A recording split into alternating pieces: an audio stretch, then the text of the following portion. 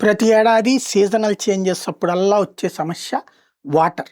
మంచినీటి పైప్ లైన్‌లు సెపరేట్‌గా వెయ్యం. మురికి కాలువల పక్కన వేస్తాం.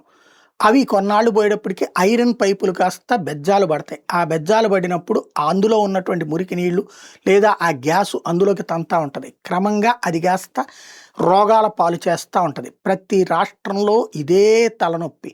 సెపరేట్ లైన్‌లు వేయకపోవడం. ఈవెన్ వేసినటువంటి సెపరేట్ లైన్‌లన్నా ఉన్నా కూడా భూమిలో పాతి వేసినా కూడా ఒక 2 ఏళ్ళు పోయేటప్పటికి అవి పాడవుతుంటాయి.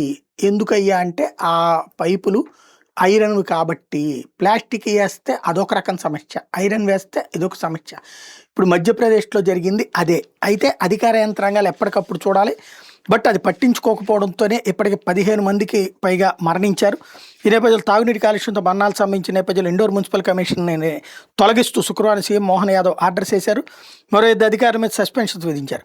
మున్సిపల్ కమిషనర్ దిలీప్ కుమార్ యాదవ్‌ను విధుల నుండి తొలగించడంతో పాటు అదనపు municipal commissioner Rohit Sinsolia, in-charge superintendent engineer ప్రజారోగ్యం సంజీవ్ శ్రీవాస్తవ్‌ను సస్పెండ్ చేసినట్టు ప్రకటించారు. వాస్తవంగా ఇంకో పక్కన అక్కడ భారతీయ జనతా పార్టీలోనే ఒకప్పుడు ముఖ్యమంత్రిగా చేసి ఆ పైన ప్రజలు పట్టించుకోకపోవడంతో ఎటు కాకుండా పోయినటువంటి ఉమాభారతి ముఖ్యమంత్రి రాజీనామా చేయాలని డిమాండ్ చేయడం ద్వారా భారతీయ జనతా పార్టీలోని ఒక ముసలానికి శ్రీకారం చుట్టారు.